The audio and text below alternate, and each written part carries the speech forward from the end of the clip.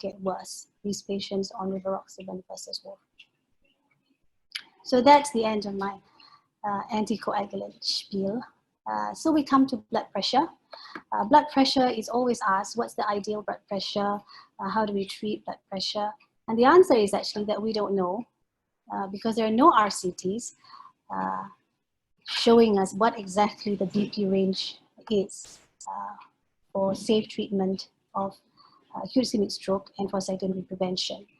We know that they shouldn't be hypotensive and hypovolemic, so they should be corrected. And we know that in patients with acute ischemic stroke, you do need to treat the hypertension if they have concomitant ischemic heart disease, heart failure, aortic dissection, etc. So there's special cases.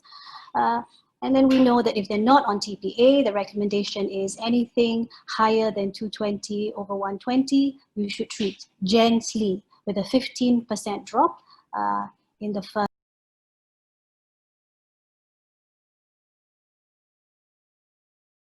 24 hours. So that's the guidelines, but it's a rough rule of thumb based on those guidelines. If you have a patient who hasn't had a stroke, primary prophylaxis, if it is reasonable to target a BP of less than 140/90. If you have a patient who has presented with acute ischemic stroke, they're going for reperfusion therapy, either IV or mechanical, then your aim is 185 over 110. And this is because all the RCTs used this cutoff, and therefore that has made its way into the guidelines. We follow the RCTs.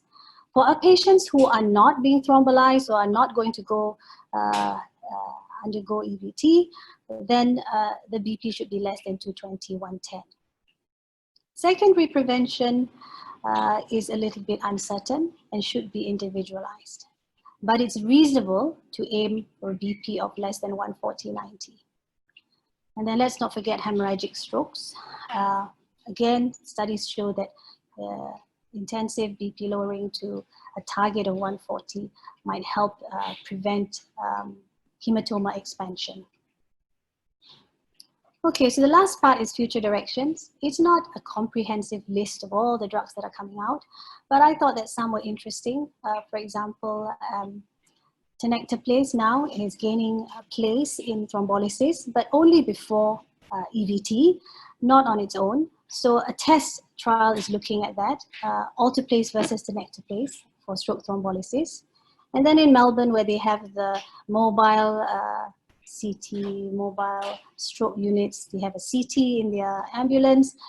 They're also looking at tenecteplase versus alteplase in thrombolysis in their mobile stroke unit. And then Thales. If you remember Socrates, so let me remind you about Socrates. This was a study looking at ticagrelor.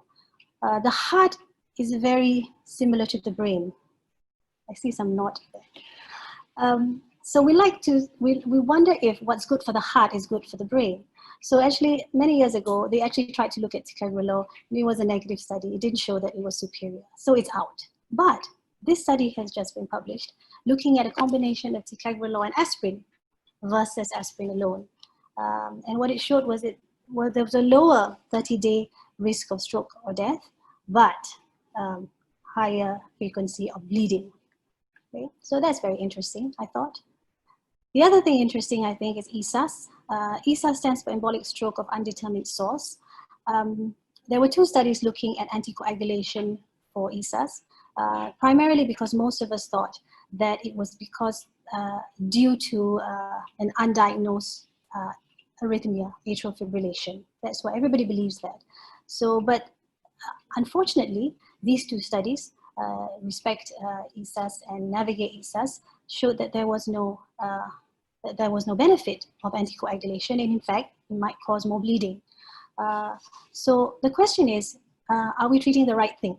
So is ESAS caused by atrial fibrillation, or is atrial fibrillation part of something else and is a marker of that condition?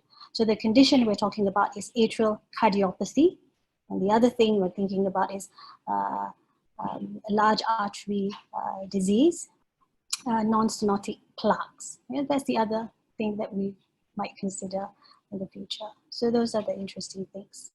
So that's the end of my talk.